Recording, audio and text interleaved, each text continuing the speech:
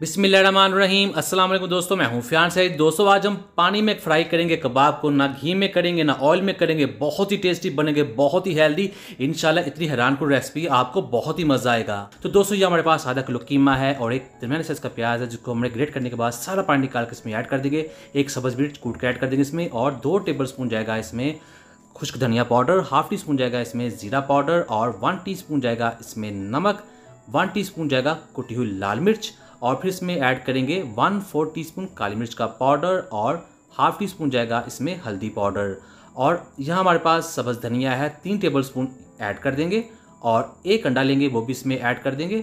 और फिर हमने इसको हाथों के साथ इस तरह से मिक्स करना है। और अब हम इसमें ऐड करने वाले हैं घी जाएगा 2 टेबल स्पून। घी मैं इसलिए ऐड कर रहा हूँ क्योंकि इस गोश्त में चर्बी नहीं थी। अगर आप चर्बी वाला गोश्त इस्तेमाल कर रहे हैं तो आप इस घी को स्किप कर सकते हैं। और अब यहाँ इसमें ऐड करेंगे half tea spoon baking soda. Baking सोडे का फ़ायदा ये है कि ये जब भी उसको पकाएंगे बहुत ही आसानी के साथ कबाब अंदर तक पक जाएंगे। तो यहाँ इसके ऊपर हम ढककर रखने के तकरीबन 2 घंटे के लिए। बिस्मिल्लाह, 2 घंटे यहाँ गुजर चुके हैं। अब हमने क्या करना है, तो अब हम इसके कबाब बना लेंगे, चपली कबाब या गोल कबाब, जो भी आपको पसंद हो। बिस्मिल्लाहिर्रहमानिर्रहीम। तो यहाँ हमारे पास पैन है जिसके अंदर हम पानी ऐड कर देंगे। पानी जैसे फुल गर्म हो जाएगा इसके अंदर ऐड कर देंगे इन कबाब को। बिस्मिल्लाहिर्रहमानिर्रहीम। तो आप चाहें तो इस गोल कबाब भी बनाकर ऐड कर सकते हैं। दोनों का तरीकाकार सेम है, बहुत ही आसानी के साथ ये बन जाएंगे। और आपने इस चीज़ का ख्याल रखना, पानी जो है वो गर्म होना चाहिए। ठंडे पानी में ऐड करेंगे तो ये इसके अंदर घुल सकते हैं, मिक्स हो सकते हैं। गर्म में करेंगे तो बहुत ही आसानी के साथ बन जाएंगे। ये ज़रा भी नहीं घुलेंगे, ज़रा भी नहीं टूटेंगे।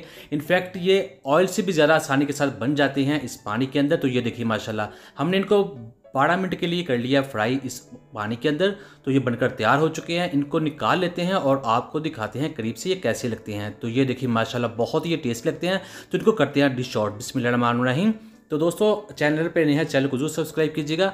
तो ये देखिए कबाब जो है काफ़ी ज़्यादा देखने में भी अच्छे लग रहे हैं, और ये बहुत इजीली बन जाते हैं, और ये बहुत ही हेल्दी है। अगर जिन लोगों को स्टमक का मसला है, इस तरह की चीज़ें नहीं खाते फ्राई, तो ये खा सकते हैं। इससे कोई साइड इफेक्ट नहीं है, और इनके अंदर बहुत ज़्यादा प्रोटीन है जिससे वेट लॉस भी होता है।